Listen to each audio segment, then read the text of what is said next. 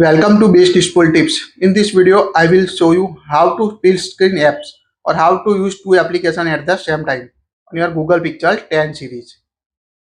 Swipe up and hold to view the recent application on your device. Now tap on the app icon and you can find the split screen option. If you can't find the split screen option, it means the application is not support this feature. So tap on a split screen on your device.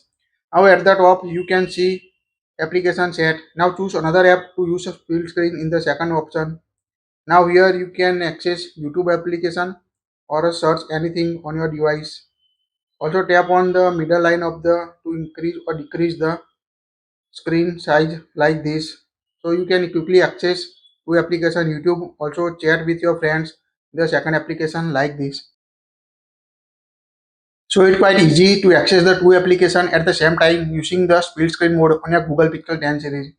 Also long press the middle line and move at the top or bottom you want to access the specific application. To exit the split screen again, tap and hold the middle line and move at the top or bottom of the screen to exit the split screen mode or close the split screen mode on your Google Pixel 10, 10 Pro, 10 Pro XL device. That's it. If you like it, share it. Also hype it if you like this video. Thank you for watching this.